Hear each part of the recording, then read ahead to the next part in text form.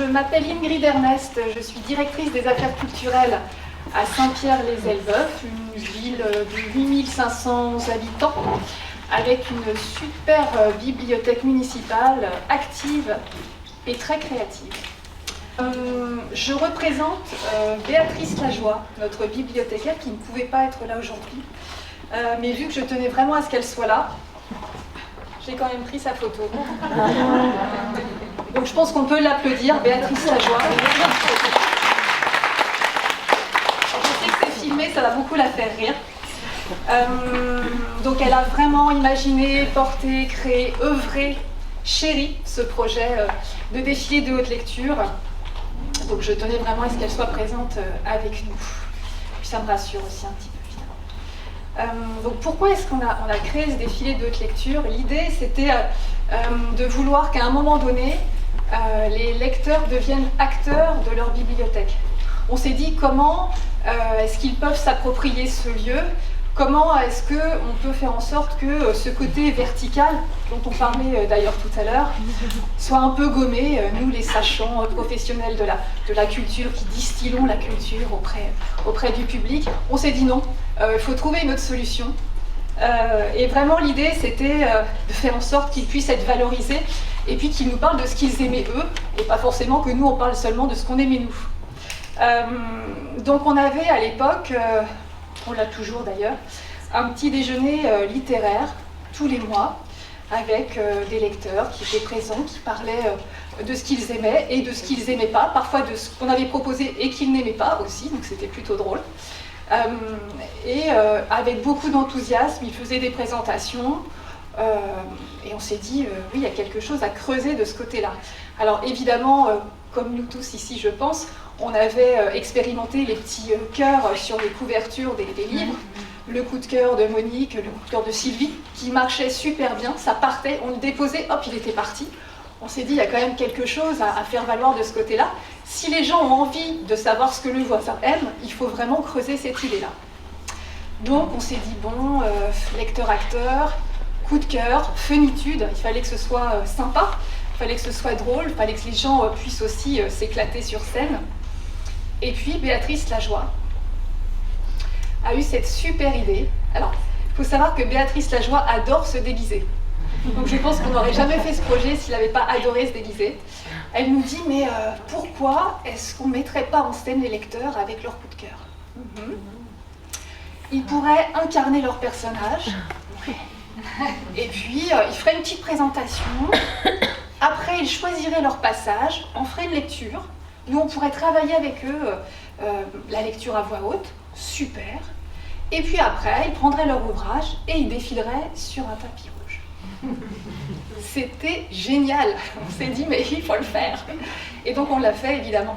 On a commencé par le présenter, évidemment, aux lecteurs du petit déjeuner littéraire, qui ont été super enthousiastes. Les parents s'est dit, non, ils ne vont pas vouloir le faire et tout. Si, au contraire, on y va à fond. Et ce qui était bien, c'est que ça donnait en plus une finalité à ces petits déj, c'est-à-dire que toute l'année, ils présentaient leur coup de cœur. Et puis, en décembre, on avait ce défilé de haute lecture. Donc, ils faisaient leur sélection de leurs livres. Ils se disaient, bah tiens, ah ouais, là, je pourrais me déguiser, oui, pourquoi pas en pêcheur, et puis pourquoi pas en plongeur. Et puis, on pourrait mettre telle musique, parce que oui, il y avait en plus de la musique, toute une mise en scène autour. Et donc, ce qui était au départ juste une petite présentation, c'est devenu un spectacle. Modeste, hein. Mais quand même. Et donc, tout un travail à la fois avec les lecteurs et les bibliothécaires qui bossaient ensemble sur ce projet. On invitait le public. Et puis donc chaque année, voilà, on organisait ce défilé de haute lecture. Alors on leur a dit, bon, faites attention quand même au choix, hein, parce que 50 nuances degrés, il faut l'assumer quand même sur le tapis rouge.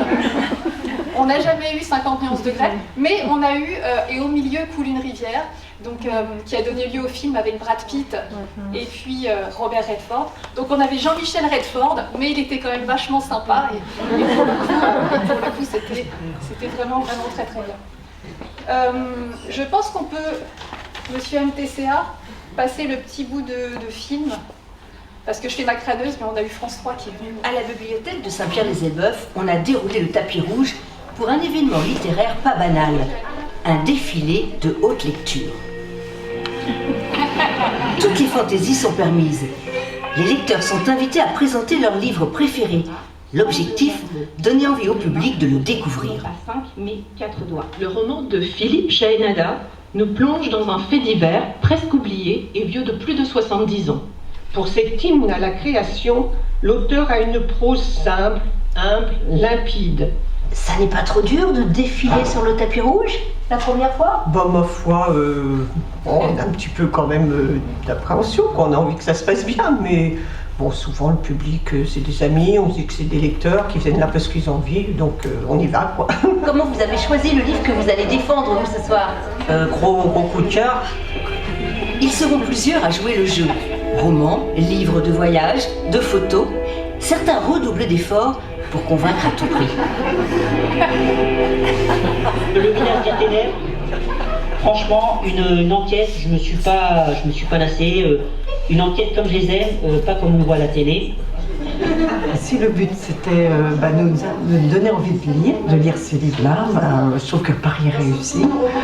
J'ai envie de lire pratiquement tous, plus un petit peu les polars. Au total, une dizaine de livres seront ainsi présentés. Et parions que dans le public se trouvent déjà de futurs lecteurs-acteurs pour participer à la prochaine édition de ce défilé haute lecture.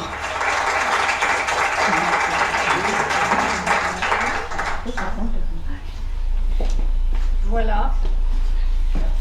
Donc ça ne coûte rien, je le dis parce que les temps sont durs pour tout le monde.